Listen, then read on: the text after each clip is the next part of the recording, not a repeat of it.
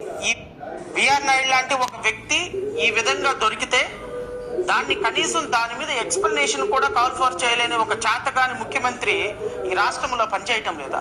నేను అడుగుతున్నా ఈ ముఖ్యమంత్రి గారిని, ప్రతి మీటింగ్ లో ఏం తమాషాలుగా ఉందా, ఏం మాట్లాడుతున్నారు, ఎందుకు చేయటం లేదు, అడ్మినిస్ట్రేషన్ అంటే ఏమనుకుంటున్నారు అని ఐఏఎస్ల మీద ఐపీఎస్ల మీద రెచ్చిపోయేటువంటి నారా చంద్రబాబు నాయుడు గారు, మీ మిత్రులు కాబట్టి,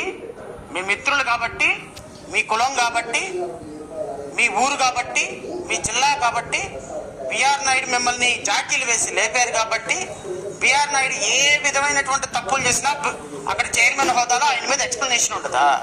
రాష్ట్ర ప్రజలకు వివరణ ఉంటుందా? బిఆర్ నాయుడు అనేటువంటి వ్యక్తి ఒక సచ్చీలుడు, ధర్మరాజు అంశలో పుట్టినటువంటి ఒక అద్భుతమైనటువంటి కారణ జన్ముడు అని చెప్పండి. ఈ రోజు వరకు కూడా జరిగిన అనర్థం మీద కనీసం మీరు ఏ విధమైనటువంటి ప్రకటన చేయకుండా ఎవరో ఒక పనికిమాలిన గన్నయ్య గారి చేత ఒక రిపోర్ట్ తీసుకొని ఆ రిపోర్ట్ మీద ఏ విధమైనటువంటి యాక్షన్ లేకుండా గాయపయ్యి గాప్చూప్ సంబారగుడ్డి అని తిరుగుతుంటే రాష్ట్ర ప్రజలు మర్చిపోవాలా? అంటే మీరు గిల్లితే గిల్లించుకోవాలా? రాష్ట్ర ప్రజలకి మీరు కరాన లడ్డూలో పందికోగలిసింది అంటే అందరు వినేసేయాలి, డిబేట్లు పెట్టేసేయాలి, మొత్తం మీడియా మొత్తం మీ వెనకబడి రాష్ట్ర ప్రజలు మొత్తం రోడ్ల మీదకి వచ్చి కొట్టుకోవాలి, తన్నుకోవాలి, చంపుకోవాలి. అబ్బెబ్బెబ్బే దాంట్లో ఏమి హార్పిక్స్ లాంటివి బాత్రూమ్ క్లీనర్లు కలిసినాయి అంటే బాత్రూమ్ క్లీనర్లు కలిసినాయి అని అనుకోవాలి.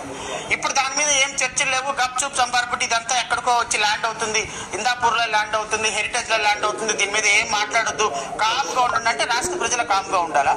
అంటే బిఆర్ నాయుడు కాకుండా ఇంకా వేరే ఎవరైనా సరే ఎలాంటి సందర్భం వస్తే మీరు యాక్షన్ తీసుకోరా?